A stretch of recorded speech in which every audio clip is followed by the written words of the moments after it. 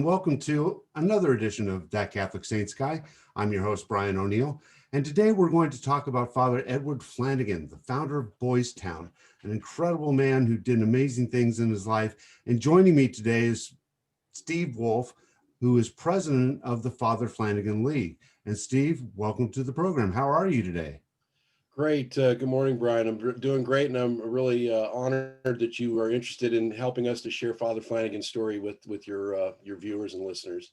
Well, as I was sharing with you off camera a little bit, I used to be a parishioner at Boys Town, or at the parish there, the church attached to it, when I lived in Omaha. And I've known about Father Flanagan a long time. When I found out that his cause for canonization was going forward, I got very excited, and so it's absolutely my thrill. Steve, why don't you tell us a little bit about yourself so that we can become more acquainted with you? Okay. Well, as you mentioned, I currently serve as the president of the Father Flanagan League, and I'm also the vice postulator for the formal process for his canonization for the cause. I have a real strong connection to Father in a way because I'm really one of his former boys. I was a youth at Boys Town, certainly long after he passed away, but certainly a beneficiary of his mission work. And so that's kind of how I got involved in this from the get-go, is just certainly having a deep appreciation and, in fact, really a sense and an obligation to have to try to pay back a debt that can never really be repaid through the way Boys Town really helped to save my life. So that's kind of, the strong connection there. And when this cause got started, this really was something that began among the alumni, the former youth of Boys Town. And Father, he was a parish priest here in the Archdiocese of Omaha. So we kind of consider ourselves his order, his former boys, and now the girls that have been served by Boys Town. We're his order and his family. And so this is one way that we hope, by holding his example up and pursuing this cause, that we can help the rest of the world recognize what we believe is true in heaven and help demonstrate that here on earth. And that is that he truly is with Jesus Christ in heaven among the communion of saints. So that's really, it's a deep passion for many of us. It's a labor of love, and we're just very grateful. And we hope this is one way that we can maybe even help more kids by holding up his example, and folks can see parents that are struggling with raising their kids, other kids out there can see that there's a place and a hope for them, that they can receive the help that they might need. Fantastic. Now, tell us a little bit about Father. What is it? Where was he born? How did he come to the United States? Because I understand he was not born here in the U.S. Correct. Go ahead and start telling us the story. Sure. So Father was born in a really tiny, actually outside of a little village in Ireland, in the west of Ireland, called Ballymoe. Ballymoe is it kind of where he lives. He straddles County Roscommon and County Galway, and he was born on the County Roscommon side of the river that's right there that divides the borders of the county. Ballymoe, the village, maybe about 280 people back in his day, and even today it's a very tiny, small place. But he was born in a cottage really it's out in a pasture near the river that divides the counties. And his dad was a sheep herder, right? Pardon? His dad was a sheep herder or a herder of Well, something? he was more of a farmer, kind of a gentleman farmer. He had livestock and would raise cattle and sheep, and he kind of helped keep the grounds for a bigger estate in that area. So that's pretty much his father's background. But he was, one of 9 children. And you can imagine he had like grandparents. So they were in this one single room cottage where he was born, and with all these other, family members in there. So very tight quarters. It was a thatched roof cottage with, actually probably did pretty good. Had more than a dirt floor. It had flagstones in there, but a very extraordinary, humble beginning. I think one of the things to me that is, it helps to explain other things that happened later in his life, but we really believe that he was born prematurely. He had very difficult times throughout his life with respiratory issues and things, but we think that goes back to being premature. And one of the evidences we have of that, because I don't think the medical science was where it was, or the records keeping of the day weren't where they are today with that sort of thing. But when he was born, they actually didn't think he was going to make it through the night. Apparently, he was born later in the afternoon, and they did not think he was going to make it because I guess he was having difficulty breathing and turning colors and things like that. And his grandfather, who lived with the family there in that home, the grandfather actually cuddled him inside his sweater all night and basically held him by the fire, their little fireplace, and kept him warm all night long. And so his grandfather in that setting, I think, really served as what might be like an incubator type thing that babies are put into today.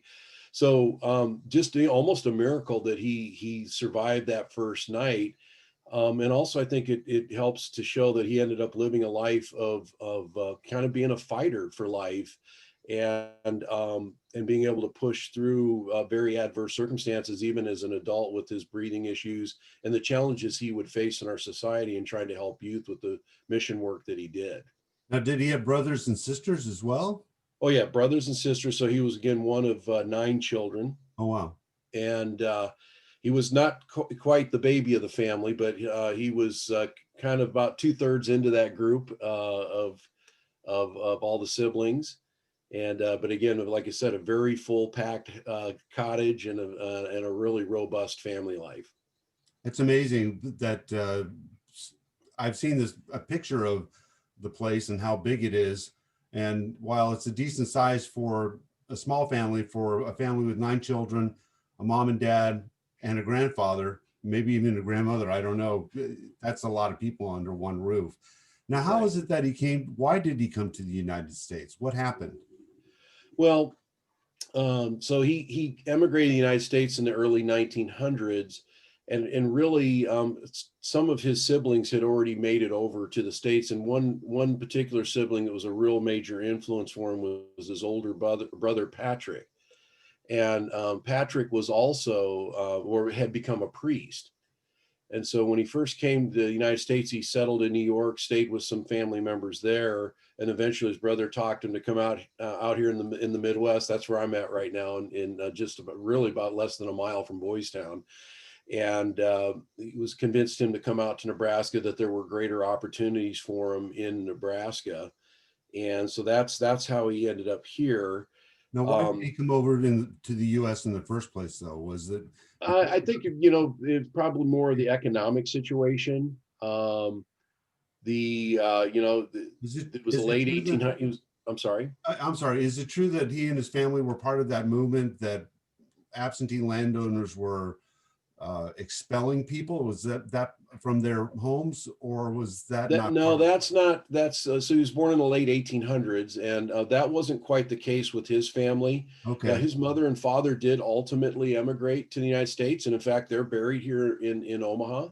Okay. But that wasn't quite it. It was more of an opportunity to just have bigger opportunities. I think that the economy in rural Ireland back then, they were certainly under the thumb of British rule at that time. Right. And I think they just felt like they had greater opportunities in the United States. So not all his family, all his brothers and sisters made it over here, but a few did precede him and were able to convince him that he might like it better over here in the States. And so he took them up on that. Now, did he come over here with an eye toward making his fame and fortune, or did he always have in his mind that he wanted to be a priest?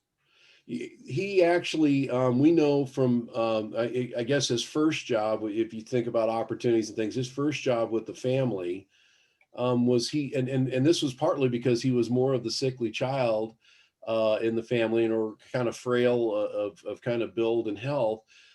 He was usually helping his father tend the sheep. So his first job was really being a shepherd and taking care of the sheep.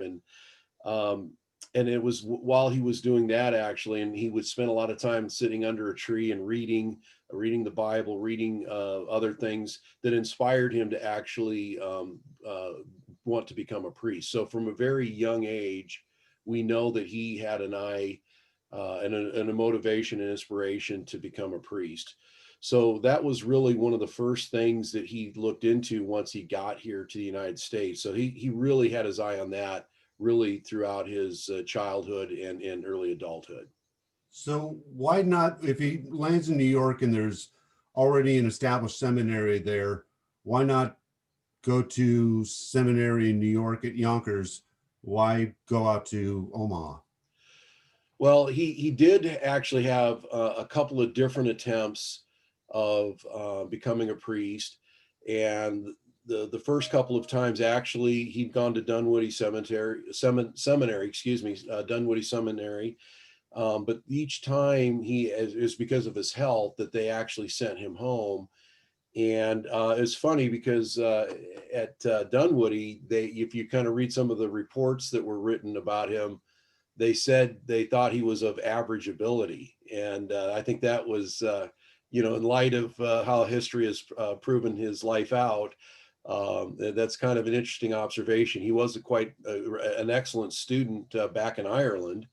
But for whatever reason, they just, I don't know what, maybe it was because of his health. They just felt like maybe he wasn't as inspired to move through seminary as they thought. But so that was it. He had health challenges. They sent him home, and then ultimately he did move to Nebraska after some of those initial experiences. And they ended up the Bishop of Omaha at the time ended up sending him to seminary in Innsbruck, Austria. Now, And before that, though, he was just working there, wasn't yeah, he? he would do he would Or something I for the wouldn't say they were Catholic odd Church? jobs. They weren't necessarily odd jobs. It's probably one of the more stable jobs he had in between all of this and getting his health back up. He was a bookkeeper at a meat packing plant here in Omaha. Okay, very good. And so Yeah, he goes over to Austria. Why Austria of all places? I mean, he's going to have to learn German, and um, right. tell us about that.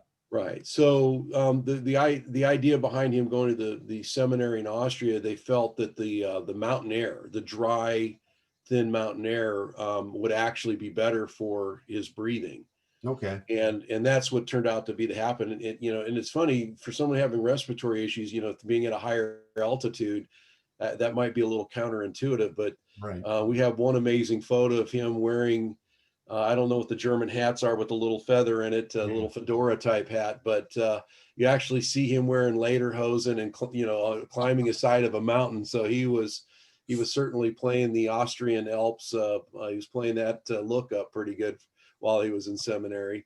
But so that's where he ended up going and finishing his studies and actually got ordained in Innsbruck. Very good. And so he comes back. He's incarnated for what I'm guessing was then the Diocese of Omaha. Correct. And does he, what is he sent as an assistant pastor someplace, or what happens to him then? Yes. There's some kind of a beautiful connection here with Ireland, but his first parish assignment was as an associate pastor, and they actually sent him up to this community out in a little bit northern Nebraska, a very rural town called O'Neill, which is kind of the center back then of, it was a pretty sizable Irish immigrant population in O'Neill. It's a great name for a town, but they spell it wrong. So, Well, you know, we'll, yeah, we'll you're correct. You're correct, Brian. It's certainly not of your clan. That's great. Yeah, so they send them O'Neill, and to this day they have a big Irish St. Patrick's Day festival there every year. I mean, it's a big deal. But then the Irish connection gets even better in O'Neill. The parish they put him into is St. Patrick's Parish, and we do know that Father. One of the people that Father really admired and was an inspiration to him was St. Patrick, and he had a special devotion to Mary as well. But I think it was pretty interesting that his first assignment was in O'Neill at St. Patrick's. And something else for what it's worth, that's very interesting to me.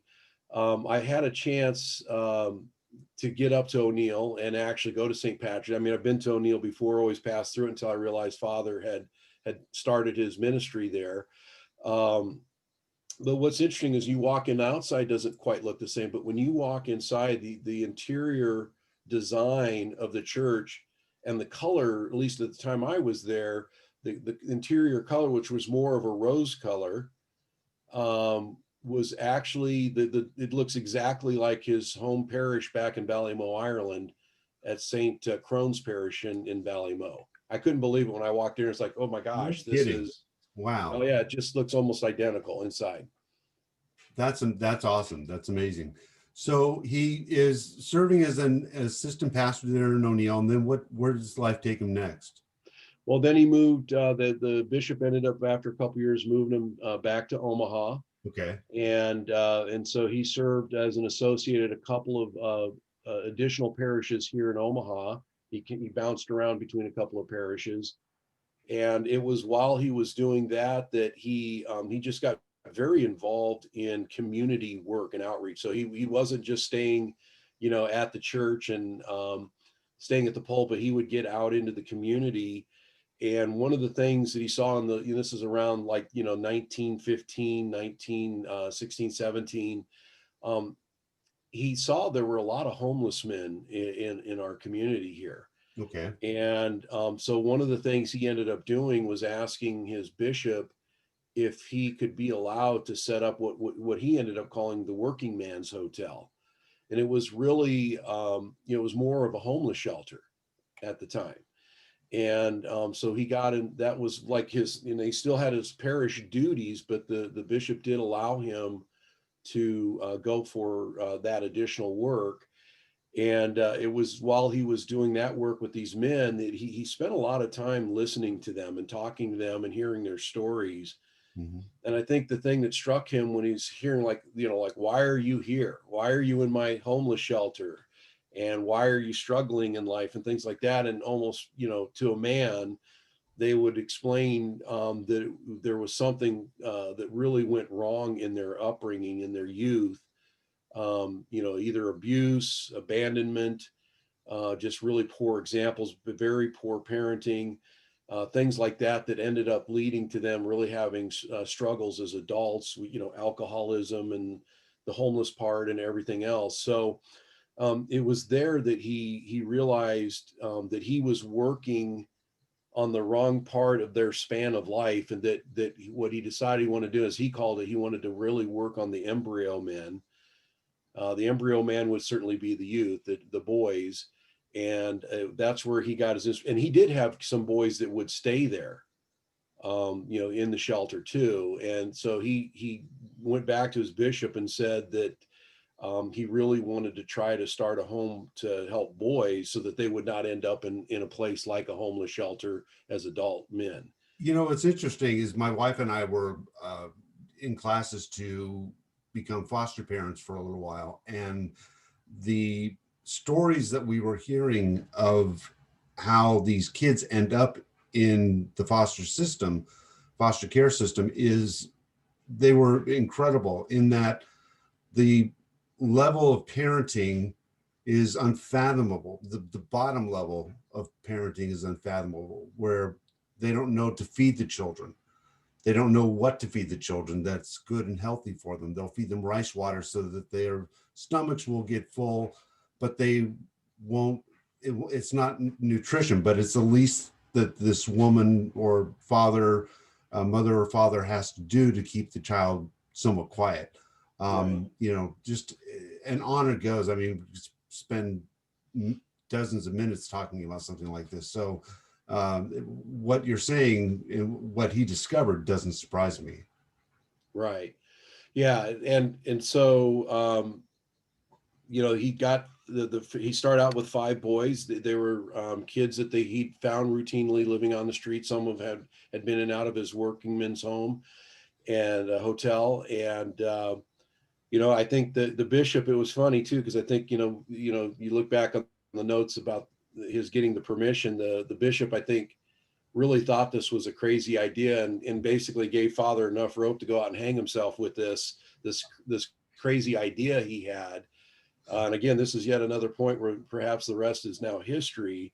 But he did it. And I think the other thing that's important is, while he certainly had his bishop's permission, He was like a true disciple. Christ said, just go out there and knock on the door, and if they turn you away, kick off the dust on your heels and keep moving, right?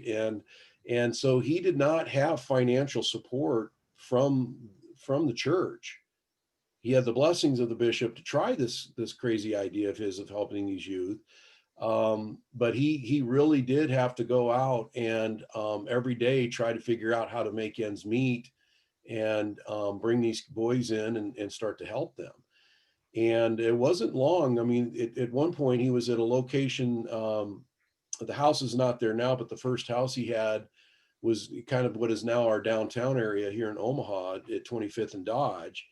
And he rapidly outgrew that location and ended up moving to a place in South Omaha, a little bit south of downtown. It's today still there, the building. It's a very large place, but it's called the German American Home. It was back then. And at that point, his, starting out with 5 boys, within just a little over a year, having 300 boys. And even got to the point where he outgrew that facility and then had to begin looking for yet another larger place to move his mission work. So he was really, really attracting a lot of kids that needed his help. And, and then just again, think about that, trying to grow this mission, now having 300 mouths to feed, and he was educating them and clothing them and everything, and really having to do that by the generosity of the community, and not necessarily having, church collections and formal church funding coming into this work he was doing. And over time, where he ultimately ended up at Boys Town. The interesting story about that is, and this is what's really important, because I think, one of the things that makes somebody a saint, and this is really what where we're at in the canonization process now, is the church trying to decide whether there is evidence in this man's life that he had demonstrated heroic virtue, not just goodness, right? Not just kindness, but heroic levels of virtue. And this is what's amazing. If you can imagine back in the early 1900s, anywhere in the United States, and certainly here in Omaha, Nebraska, having a Catholic priest with 300 boys that everybody else didn't want near them, kids that were abandoned and abused and basically tossed away and just tossed to the streets. And imagine, some people wouldn't want that sort of a home or a community of people right next to them. They wouldn't want that for a neighbor. And not only that, but nobody in the United States at that time, in the 1916, 1915 era, nobody was integrating boys of all races, creeds, and colors. Mhm. He had children of every Hispanics, African American, Jewish, Protestant, Catholic, having all of those children in one roof, and even to the extent that he would take them out into public and do things as an integrated group of people. Quite frankly, in his day and age, that was a radical thing to do, and it was quite scandalous. It What's just radical to me is that there were 300. Now, I understand some of them would have been candidates for reform school, but that there were a good number of, and that's why they were sent to Boys Town, in other words, but that there were a good number of them who were homeless, that he had to take homeless children off the street, which, we think of as being something you would find only in a third world country. But right here in the good old US of A, yeah, it was 100 years ago, but nonetheless, homeless children, that's just something that's unfathomable and scandalous to us today. And he did something about it. That's awesome. Yeah, and it's hard to wrap your head around that, and to think that any city in America right now there could be that's still going on, and in fact it is. So what ends up happening, so the part of the heroic virtue is the fact that he would refuse no child that needed his help, and he would take all these kids in, but then to put to have the cultural and the social pressure to not be integrating these kids. And he really started to feel it when he needed to start looking for his next place, which ended up being the village of Boys Town, which was a farm, overlooked farm out way out in the, back then it was out in the boonies outside of Omaha. And the reason he ended up going there is because every place he went to try to buy or lease in Omaha that was bigger, nobody would rent him their property. Nobody would lease him. They didn't want him and his mission there. I think in some way people may like the idea of it until that idea becomes your neighbor and you've got those kids that nobody else wanted. And like, what are those African American children doing with those white children? And how could you have those Hispanics and those Jewish kids and those Catholics all living together? It was quite a thing. And so I think a lot of people under that kind of pressure might just fold up their tent and quit. I mean, they just like, I get it. You don't want me and what I'm doing here. Yet you could see the overwhelming number of children there showing the need at the same time. Now, what did he do to, I mean, obviously they're not sitting around, they're going to be going to school. So he's housing, clothing, feeding them, giving them an education in terms of the 3 R's. What else is he doing to help improve their lives at this point? So obviously church and faith in Christ was a big deal. But not only that, the fact is he didn't try to convert the Protestant kids or the Jewish kids to become Catholic. His mantra was basically this, that every child must pray. How they pray is up to them. So Christ and faith in God was a cornerstone of his mission work from day one. So they're certainly getting spiritual development in the midst of the work and the school work and that. But he would have these kids that he really was teaching all these children not to be, wards of the state or, wards of his home, but to actually be productive citizens. So he wasn't just waiting for them to wait for handouts and things. Those kids would work. And so they would take care of the grounds, they'd take care of the maintenance, they'd go out and find jobs to do in the community. He even put together like an entertainment troupe. So kids that had musical skills and, could play instruments and sing and things, he would actually go out and put on plays and shows, had like a little traveling entertainment troupe. And that would actually help to raise money too. People would pay to kind of like the, moving around with the old circus tent kind of thing and putting on the show. He would do that in this area. Wow. So those were things he did. So all these kids, there was no, idle hands, idle minds, that sort of thing. He was not going to allow for that. So he kept them really busy with very constructive things to do from sun up to sundown. Now, was he also giving them the ability to, like Don Bosco, St. John Bosco, to learn a trade? I mean, was there technical training going on at Boys Town? Well, yes. Well, so yes, once he moved out to Boys Town, and again, he bought a farm, overlooked farm. He ultimately did that. Boys Town really did become, and I think a lot of people don't realize it. They think it's just this institution there. But Boys Town is actually an incorporated village of the state of Nebraska. And it does have its own clerk and a mayor and, all the things that an official village or a town would have to have. And really, in the prime of his day there, all the boys, they ran that town. I mean, everything. So they built a physical plant there. Kids were helping to work there to power the place. It was a farm, so they were farming it. He built a trade school there, and all kinds of trades were being taught there. Construction, welding, automotive, barber. They had a lot of barbers there. Tailoring, shoemaking, all the things think of that era. So they were all learning very necessary job skills, and by the time a kid would graduate from Boys Town back then, I mean they were extremely well trained in any type of the trade that they would have attended here. They would have been as good as anybody that had already graduated from like a community college by the time they graduate from high school at Boys Town. That's incredible. Very Now, capable. what was the greatest number of young men who of youth who joined him there at, I mean, and what's the age range, first of all, but also what's the greatest number that was there while he was alive?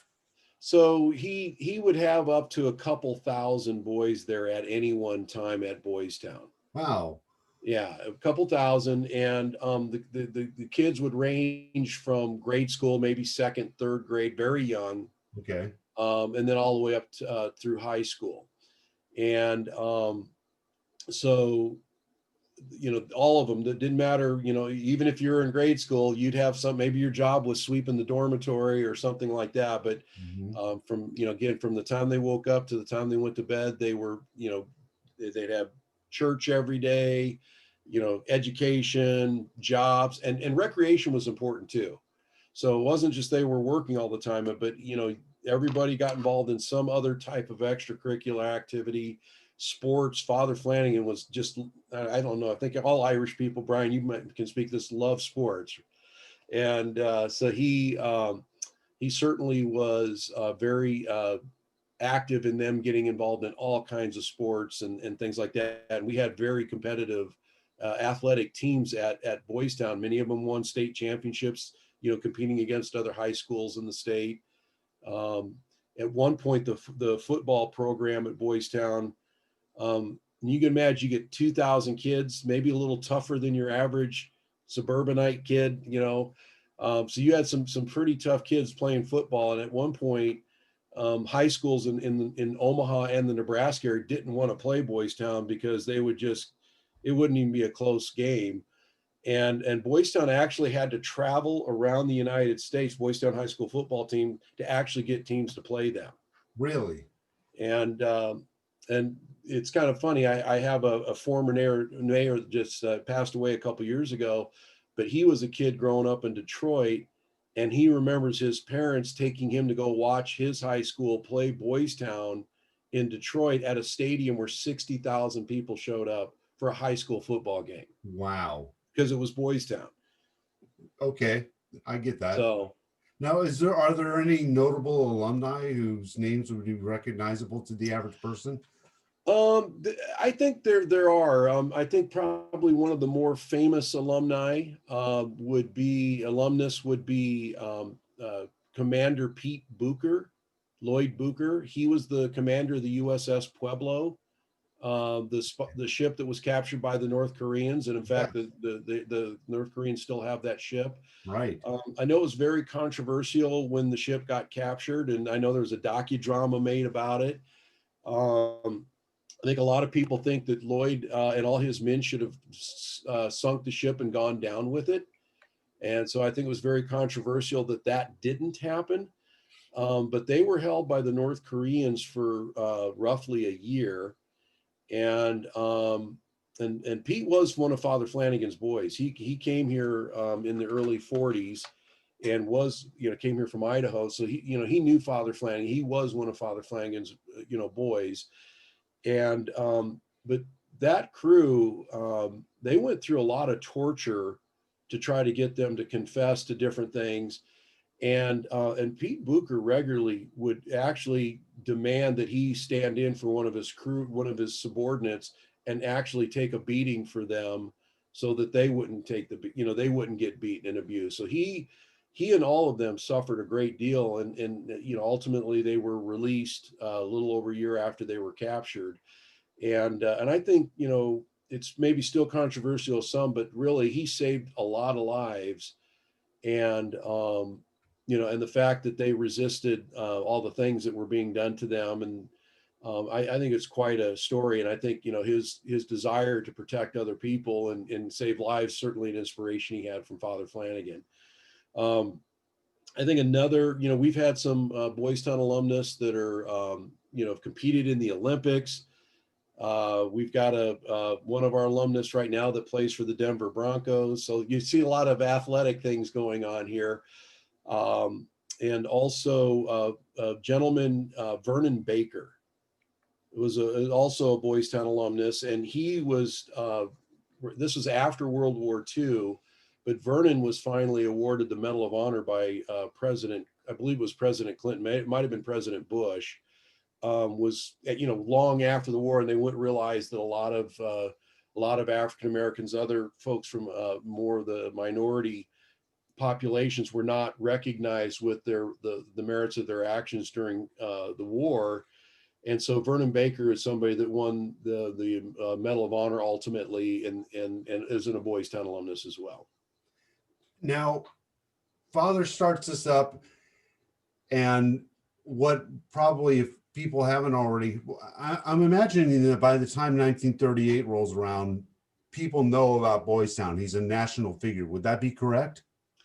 Yes, it was known nationally. I think that's part of like how it caught the eye of Hollywood, is the fact that they heard about this priest actually running a town with kids, and the whole self-governance. There was a Boys Town, city council, a youth mayor. The fact that all the jobs and things going on there, basically feeding themselves and producing things that they could sell, and all of that the word of that did spread, and it certainly drew kids from all over the country to show up here, and certainly caught the eyes of Hollywood. Father Flanagan was also very active of traveling around the United States, advocating for his program, and certainly looking for benefactors to help support the program. So, and he certainly, I think, was a smart guy in the sense that he knew how to, try to get on the radio and really use mass media that existed at that time to help get the word out about his mission work, both to raise money and certainly to help more kids. So in 1938, the movie Boys Town is filmed with Spencer Tracy and Mickey Rooney, two of the biggest stars of the day, two of the biggest Hollywood stars of all time. What kind of impact did that have on, first of all, how did that come about? And secondly, what kind of impact did it have on Boys Town and the work that Father was able to do? Right. So I think, Boys Town really was an extraordinarily popular film. So the raising the level of awareness of the program and his mission work, I mean, it just took it through the roof nationally and in fact internationally. So I think in that regard, it wasn't this quiet little place that nobody knew about before. I mean, it was out there. And I think the other thing, and I've got family home for the holidays right now, and I know one of the people that's visiting is a friend of my one of my daughters, asked, like, is that movie, is the Boys Town really like the movie? And I think that's always the big question. And the beauty of Boys Town is that if you get to watch that film, is the Father Flanagan's motivations, the essence and the spirit of his, of his vision and his mission work, and the way he wanted to, empower youth to become productive citizens. That's all real. There was nothing Hollywood about that. And some of the stories of the boys and some of the things that they showed the boys doing were certainly very realistic. So it did that. Now, ironically, it didn't necessarily drive donations through the door. And as you can imagine, we're the country's in a depression at that time. Okay. Yeah. And barely coming out of the depression, we're going right into World War II. And in fact, you with the popularity and the awareness that came with the film, it's not like the money just started pouring in like crazy. And in fact, they were still struggling. And like most of America at that time, they were still struggling even after the film came out, as far as financially. In fact, when Father ultimately passed away in 1948, Boys Town was financially upside down. Oh, really? Wow. Yeah. Okay. So it's not this huge fundraising thing. What does Father do? What does Father do during the wartime? Because I'm sure that people are even more strapped. Right. Rationing and all that. Right. So I think everything that everybody else was doing to, conserve and recycle things and give certain things up so they could be used for production of materials to fight the war. Boys Town was in that every step of the way. Now, something that Father also did, and again, he was a huge advocate as far as the formation of the boys. He was huge on American citizenship. I mean, he not just wanted them to be productive citizens, but having been an immigrant to this country himself, he wanted them to really understand and appreciate the boundless opportunities that a person has to become almost anything they work hard to become in this country. And so he didn't want these kids to be, coming from really a lot of these kids came here as victims of something, but he was not teaching them to be victims and wards of the society. He was really motivating them to go out and do great things and to live up to their full potential and realize that they really are images of God, and to manifest that all God can give them and their talents, and apply that out in the world. So that was something that was there, to help them go out and leave the place and get on their own 2 feet and help out. Now, the other part of this is, and this is an interesting distinction, he actually ended up being recognized by the president, President Truman, as America's, after President Roosevelt passed away, but he actually became recognized as America's #1 war dad.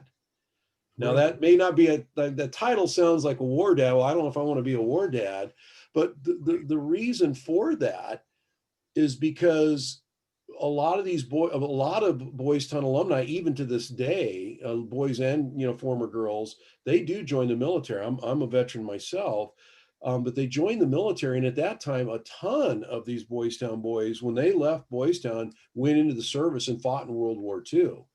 And the reason he got the distinction as America's #1 war dad is because more people, more boys that joined the military listed him as their next of kin than anybody else.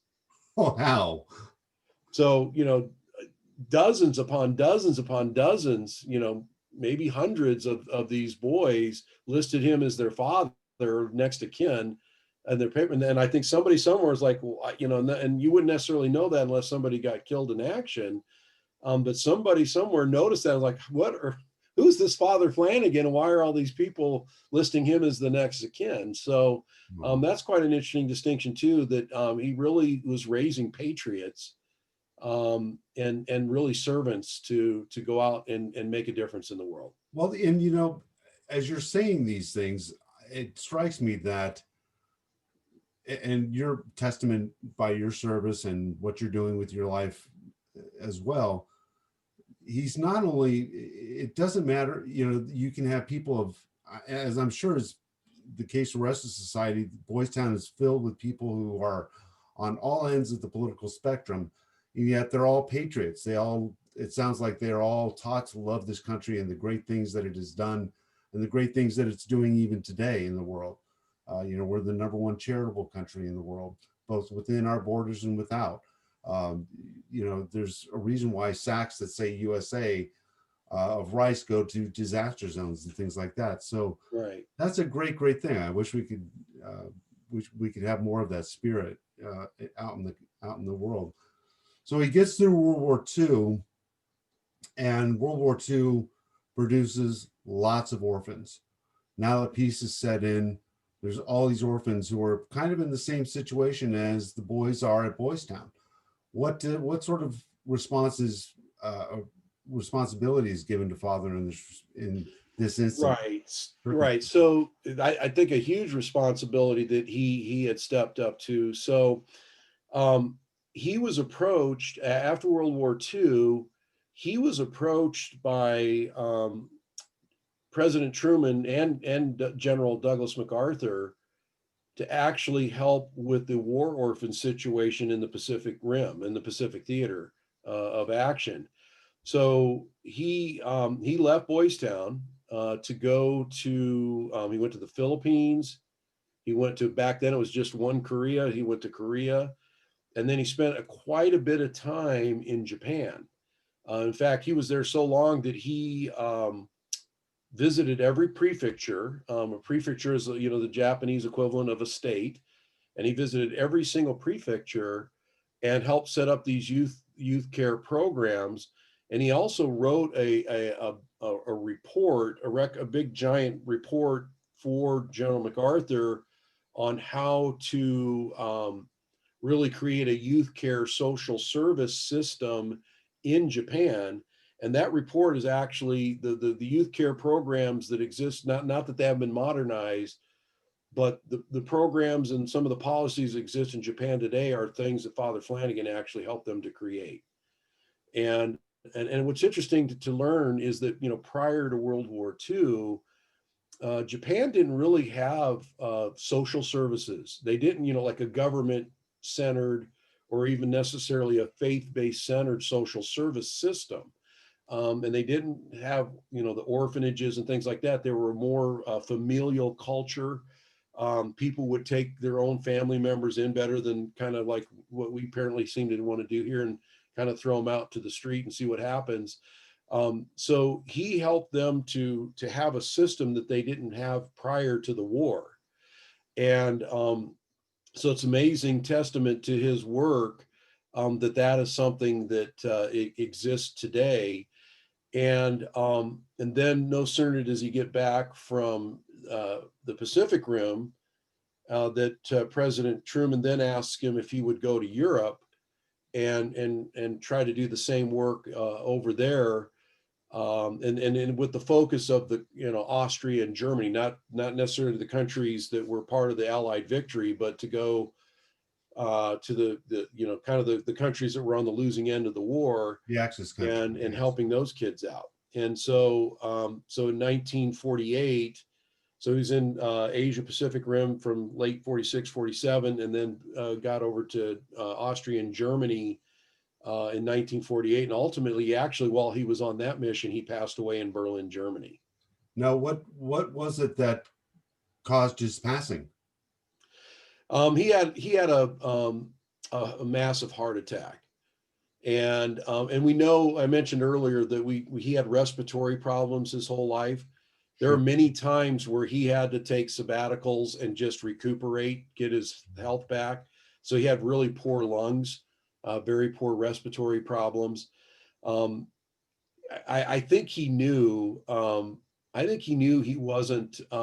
You could read in his letters that he wasn't feeling well, and that the trip to Asia had really wore him out. And not that he was that old. I mean, he passed away at age 61, but he was feeling run down, and it was noted.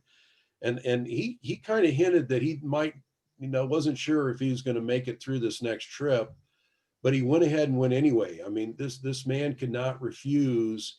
It wasn't so much refusing the president and saying, "Sorry, President Truman, I can't do this." It was really knowing that there were children out there that really could benefit from his work, and that they needed to be exposed to God's love, and they needed to have a structure and example in their life so that they could grow up to be citizens that maybe wouldn't go out and fight another war, and and just actually have a more civil society and a productive citizenry.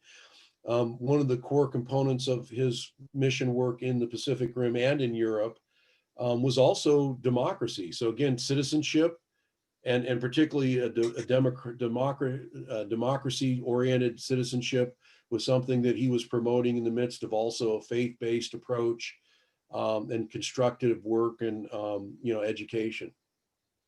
Fantastic. So, want to jump back a little bit to his involvement at Boys Town. You had mentioned just something that came to my mind. You had mentioned that he had a policy of that he wasn't going to actively convert young men to the Catholic faith.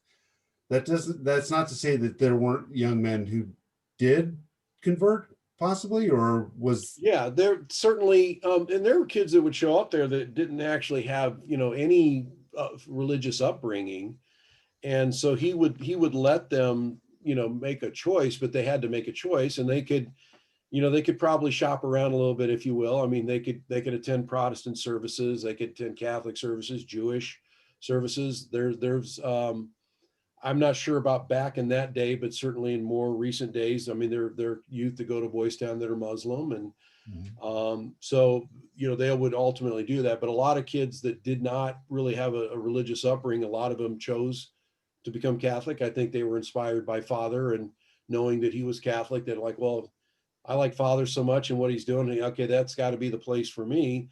And there certainly were other kids that I think probably, over time converted. I know I actually, as a youth at Boys Town, that I was a Protestant youth. I was raised more in a Baptist tradition. Mhm. And it wasn't until much later in life, and in fact, getting involved in the Boys Town National Alumni Association, and this idea of possibly trying to promote an effort for canonization was something that we as a board discussed. And I was asked to get involved in a memorial project for Father in Ireland. Mhm. And to the extent that I knew who Father Flanagan was, you couldn't help but be a youth there and know him, but it'll be aware of him, right? You knew he founded the place. His picture was on the wall. In fact, that picture right there, you could find that picture on the wall in almost every school classroom in Boys Town, and things like that. But I don't think I really got to know Father until I was asked to help create this memorial project in Ireland for, for us as the alumni, to really thank the nation and the people of Ireland to send us what we think is one of their greatest sons ever in their whole history. And it was in that process that I did more reading about him, really understood more of the things that he went through that helped to lead to my conversion to Catholicism. Okay. So I'm still kind of a Catholic teenager. I'm a 19-year-old Catholic now, but all our kids have been baptized Catholic and raised in the church, and so I possibly am an example in later years. I think there's certain seeds that are planted there, and certainly he's just an amazing icon and a role model for the Catholic faith. Now, Steve, I hate to ask this, but given the situation in the church today, you have a priest who's surrounded by tons and tons of children. Was there ever any intimation by anyone ever that there were anything untoward was happening there at Boys Town, whether because of directly with Father or people under his care or under his supervision? Uh, no, Father is, his reputation is beyond reproach. Okay. In the process of doing the canonization, this is not a process that's done behind closed. It is, in some ways it's done in secret, but I Sure. mean, everybody knows this process is going on, and there's generations of youth that have every ability to come forward. And there's just nothing in the records from back then that we could find. No one has come forward indicating there's been any abuse. The Father was not involved in anything like that. So there really haven't been issues with that. So we're very happy. I mean, he is really the saint that we believe him to be. Now, saints are people who live lives of heroic virtue, as you've noted, but that doesn't mean that they were perfect. So, Right. were there any ways in which Father was just a, as human as the rest of us? Did he, ever lose his temper? Did he ever, use profane language or anything like that? I mean, what I hate to say what were his faults, but what were his faults? Right. I think and this didn't help his health any, but he was a smoker. No kidding. Here's a man with respiratory problems that I guess everybody was smoking back then, and I guess he did too. Um, so I would think that would be one thing that certainly didn't help him, get past the age of 61, and in conjunction with his respiratory issues. Like Father, what were you thinking? So there was that. Um, he had a really great temperament. I don't. I've know alumni that were Father Flanagan era boys, and I never heard any of them. And not that they can't tell stories about their time at Boys Town, but never anything about swearing or temper about Father. I think one thing that's kind of interesting that as someone that's helping, as the vice postulator of the cause, and obviously advocating in front of the church, after the film Boys Town came out and then the popularity place really exploded, there was a time that the bishop of the diocese at that time basically wanted to bring Boys Town officially under the church. Now he's a parish priest, or he's a diocesan priest, and you're supposed to be obedient to your bishop.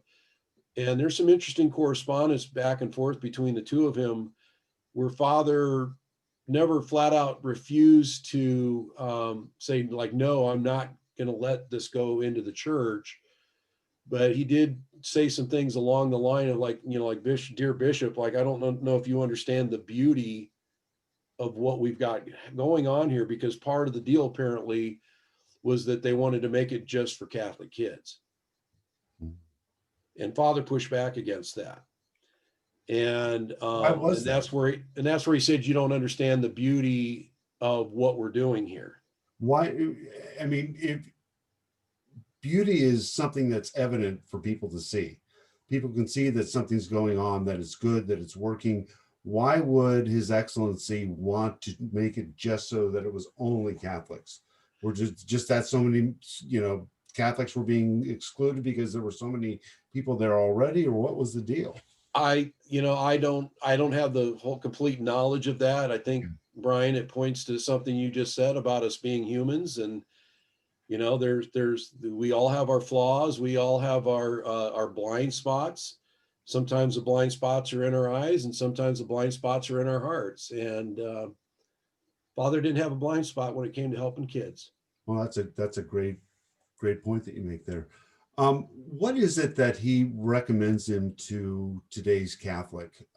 We live in a different culture, we live in a different era, obviously. What is it that the average Catholic today, whether it be a layman, priest, religious, whoever, can take from his life and say, okay, that inspires me to be more like Christ? I think there's a lot of things to point to with Father. I think something you already asked about and touched on that's really important is I think, as we're progressing in this cause, and we hope the case right now is getting scheduled to go before the Theological Commission at the Vatican, at the Congregation for the Causes of Saints, and they'll help to make that final recommendation as to whether or not he should be declared venerable. And to do that, there has to be this overwhelming evidence of heroic virtue. I think right now, with what has gone on in the church, and the absolutely inexcusable abuses of a handful of priests, it's one abuse case is one too many. But it's a handful, in the context of the size of the whole church and the faithful people. Right. But it's too much. What's happened is too much. And I think Father Flanagan, he's an antidote to the poison that's been running through the veins of the church with the clergy abuse situation. He is the icon that our church needs to hold up to show what it's like to be a disciple of Christ amidst the most vulnerable in our society, which is among our youth. And that the kids that need God the most need to be revealed to God and Christ the most. And that's what Father Flanagan did. So I think this is the right time and place to hold him up as a hero of the faith, because he always got it right with the kids. And he sacrificed and suffered for those kids. The ridicule and abuse. I mean, when he went around telling people there's no such thing as a bad boy, that there's only bad teaching, bad example, bad upbringing, things like that, he was mocked publicly for that. I mean, he was ridiculed in the press for saying things like that. He actually had other Catholic priests mocking him for saying that. Really? Oh, he did. And judges, he would go in and try to get kids out of lockup, and judges would mock him. And he could see in the life of every child the likeness of image of God. And that's something I think all of us struggle with. Can we see in the person next to us the likeness and image of God? Do we see the divine creation and the Father of love and the devoted Son, the Holy Spirit? Do we see that when we look at another person? And when you look at Father Flanagan, not just his words, but what he really did by example, I think we can't not but help but see Jesus Christ in his life. And the fact that what we do know too is that all the financial difficulties, all that he went through to keep the place open and running, all the broken children that he was trying to repair and to heal and to bring back into full productive citizens, trying to give them something they've been denied, which is grace and dignity that a child of God deserves, actually helping them to be loving people, to have to deal with the juvenile justice policies at the time, and to actually have the ability to change our laws, our culture, our society, to in fact help youth that need help rather than further kicking them to the curb and really growing them to be professional criminals and dregs on our society. That took a lot of power from God to live in a world where you're surrounded by all those other oppressive things. And what's interesting is that his answer to these challenges, he turned to the gospel. He turned to the gospel. And every challenge he met and he lived in a world that you and I live in today, Brian. I think we look at our saints in the rearview mirror like, oh, that's centuries ago. He's a very modern man in a modern era. And the things that he was confronting in his lifetime are things you and I confront every day still. And to see his example and know that he persevered and that he changed the trajectory of tens upon thousands of lives. And he got up every day fueled by the gospel. And to know that all the answers to all our challenges can be found in God's word. And I think that's, besides what he did for me as a former kid and all that, the fact that as adults and for the world to see that Christ is the answer for anything we'll ever confront in our lifetime. Absolutely. Absolutely. If people want to get involved with the cause, if they want to donate to the cause, because, it's not a cheap process, what do they do? Where do they go? Well, we have a website that's kind of a starting point. That's fatherflanagan.org. Okay.